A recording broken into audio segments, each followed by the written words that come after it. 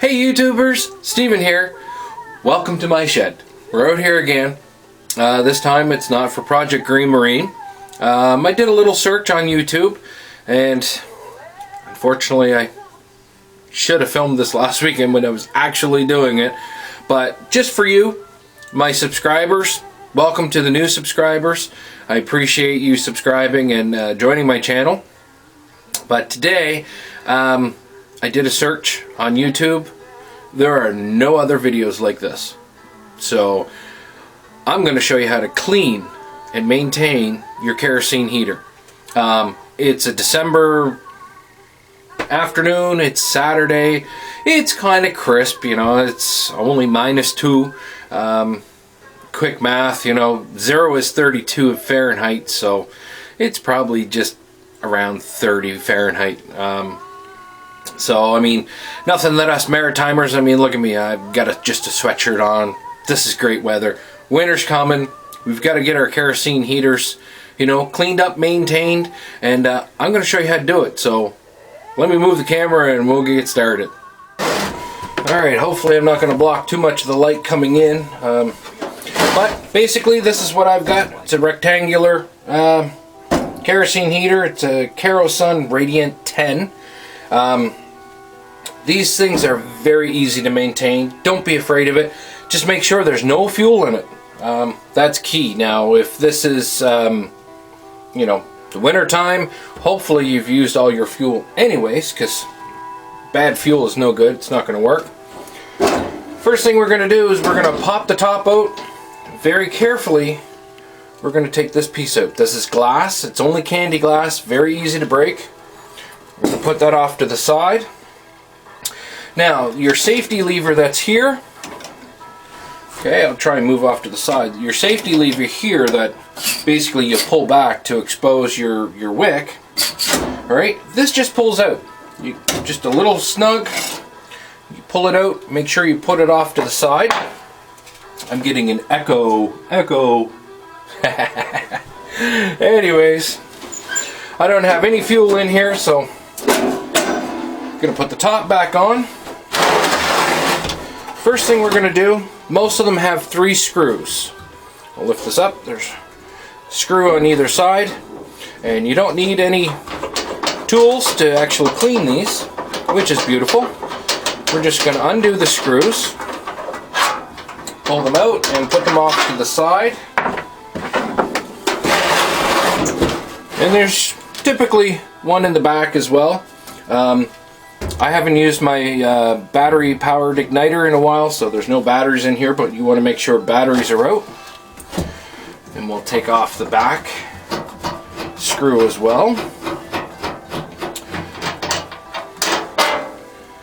And you can use pretty much, you know, your everyday household cleaner, you know, Mr. Clean or whatever, some rags. And the top just basically slides off that easily. So, putting that aside, okay, we're back to our base here. Turn this around. First thing you want to do is you want to disconnect your battery terminals. Okay, now on mine, the wire length tells you automatically where it reconnects, but it doesn't hurt to take pictures or even write down on a little piece of paper which color wire goes on which end of your battery compartment. So we'll move this out of the way, and just like the top, this has 3 little nylon end screws. So we'll just unscrew all these, and again put them aside where they're not going to be in your way, but you're also not going to lose them. And there's usually one on the very end. Pop that out. Alright, now this just slides up like so. Okay, not much to it. Put it off to the side. And here's where our wick is. Okay, so basically there are 3 little screws up here, wing nuts. Alright, then we're going to take off to open this up. And it also pays to make a mental note of how high your wick is. You want to turn this down and make a mental note of how high your wick is. Because when you take the wick out, it's important to know how deep to actually put it back in there. So we're just going to undo the wing nuts. We'll slide the little brackets off to the side. Alright, now it's ready to just pop out. Right? Takes a little bit of wiggling and a little bit of strength, but it will just slide right out. There we go. Here's your wick and your assembly. Alright, now if this rubber boot comes off, it's not a big deal. It can just slide on. This is also a good time to look at your wick. You know, do you need to replace it right now? If not, just leave it where it is. Alright, we can put that aside. And the next thing, alright, now there's usually a little nylon screw down here. Mine actually rusted because I use this out in the shed. These are great in your house, you know, especially if you lose power and you have no heat. Great investment for emergencies. So I just got to get a screwdriver. Alright, so when I broke that off, I just basically drilled out the old screw and found a self-tapping metal screw. And we'll put that off to the side. Now this is the important part. You need to take the bottom base off. And in order to do that, right, you basically just slide the top piece out and it'll lift right off. Now I say this is important because you're going to end up getting all kinds of dirt and crud and everything on your bottom pan. And of course mine's all rusty, but there's no holes through it. But I'll show you reason number 2 why that's important. See this hole in here? The air actually flows underneath the pan and comes up through this hole. Okay, now if you look at the hole, I know there's not enough light in there, but this hole is actually this piece here. And this is where your air comes out around your wick to ignite your kerosene fuel and to give you your fire. So if you have animals, dogs, cats, the dog hair loves to collect up into here, especially dust. You get a lot of dust on your pan, so you want to make sure that everything is clean. And then you can, you know, if yours is rusty like mine, you can just give it a scrape with a wire brush. And then basically, when you've got your top, you know, you can just, if it's really, really filthy, you can just take a rag and some Mr. Clean and clean it all off. Now, mine's a little dusty from being out in the shed for the past week, but you get the idea, right? You just give it a nice little wipe down, get all the dust out of the way. Okay, and then basically you just need to, once it's all cleaned, then reassemble it and put it back on your pan.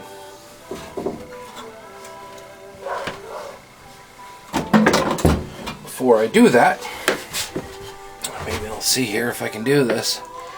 Okay, you can see up here, okay, the metal is pretty flush, but then as you come down it gets a little deeper. This is the front of your pan, so the air actually comes underneath and up through that hole. So that's why it's very important. You don't want this clogged, because then your kerosene heater is not going to be fuel efficient. You're going to be burning more fuel. It's going to be burning rich. And then your house is really going to stink. So I'll get this pan back together.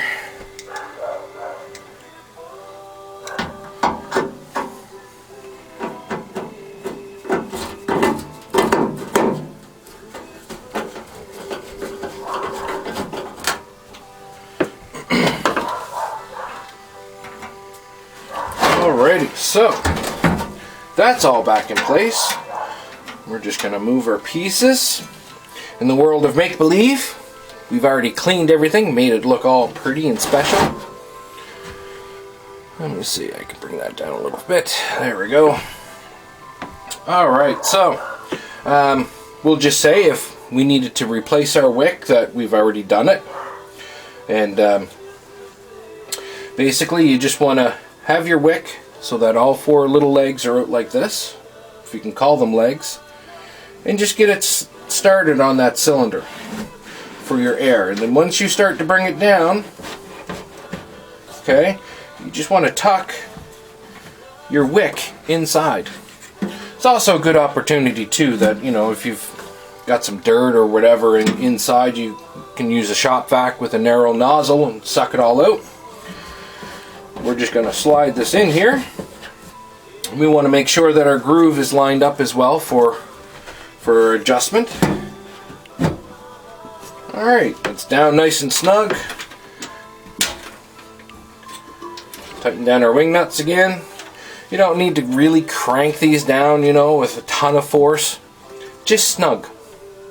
Alright, you don't want it to come off, but at the same time, you don't want to put them on so tight that you end up breaking the bolts. Because if you do that, you're going to have problems. You're not going to be able to get this back on. Okay, so here we go. You saw that was really easy to put back together, right?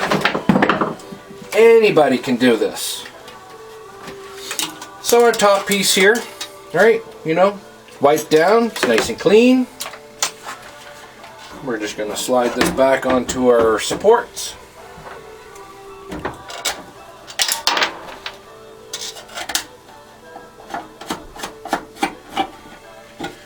Put in our nylon screws.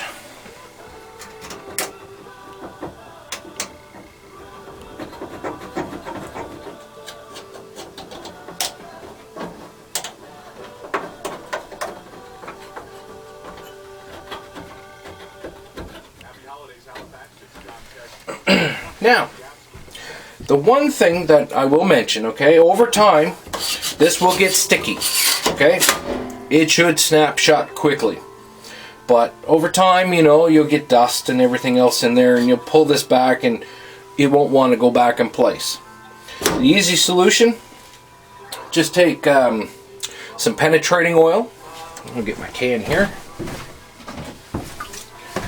Just get some penetrating oil.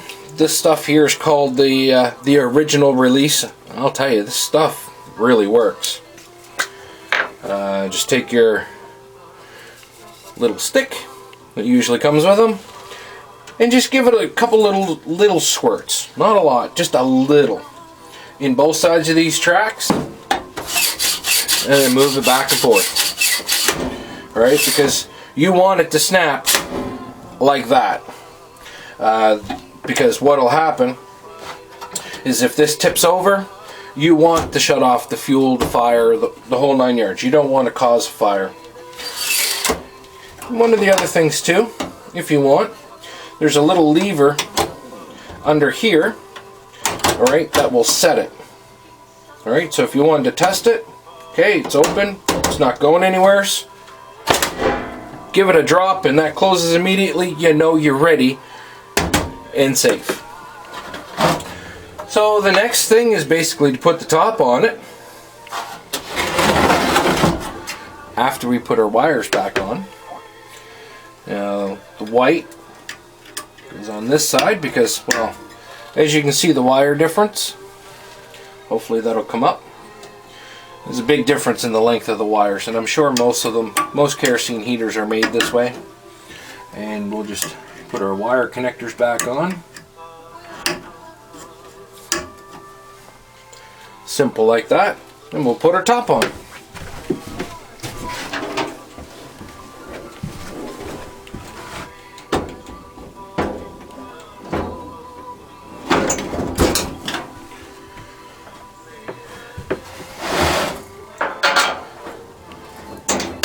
And we just put our nylon screws in. Sometimes you have to move the top around just a little bit so that you can, you know, find the threads.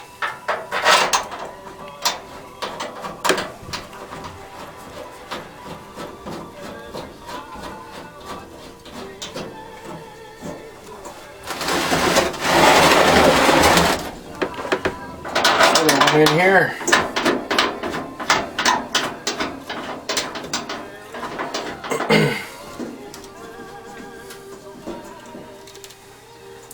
Now, one thing that I did forget to mention, okay, sometimes when you take out these little safety bars, I'm not sure what their technical term is, but sometimes when you go to put them back in, they don't snap right in.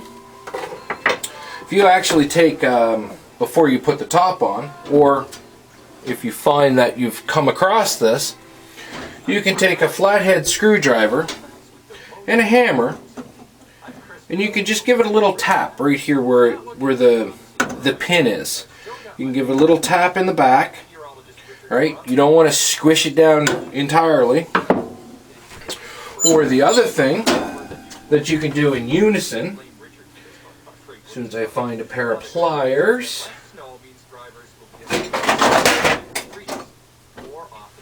this will do.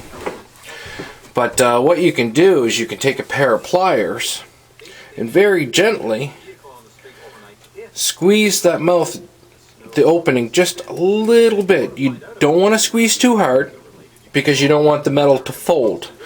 Alright, you just want to make this small opening here just a little smaller. Alright, so we'll just give that a little squeeze. There we go. And we just slide it in into our hole and just straight. You heard the snap. It's in there. Alright. And next thing you do, you just take a rag, clean out the inside. I mean, you can use Mr. Clean in here too if you really want this to sparkle, but this is my shed. I don't need it to sparkle. I just need it to reflect the heat out. Make sure there's no dust all in here in the corners, you know, because you don't want to start a fire. This gets pretty darn hot in here. And you just do the same thing. You just take your, whatever this piece is, well, I'll call it a mantle. I don't know if that's actually what it's referred to, but just give it a little shop vac out, you know. Make sure there's no dust in there. And this is also a really good time to inspect your setup. Make sure there's no holes in the tank, you know. And like I said, you want to make sure that all the dust's out of here. It's all clean. It's maintained. Alright. Our safety cover is working fine. Now the only thing that's left to do is fill it up. So hopefully you found this video informative. I'm sure, you know, it's a pretty easy thing. Could be a reason why nobody's made a video, because maintaining these things is really just that easy. Now mind you, I don't know how long this video is going to come out as, but obviously it's going to take you a little longer to clean. But you know, winter's here, at least in Canada anyways. Australia and New Zealand, Gentle Arts and True Rubru. I'm jealous, boys. You guys are having summer right now, but you know, that's the way the world works, right? So if you have any questions, you know, feel free to put it in the comments or send me an email.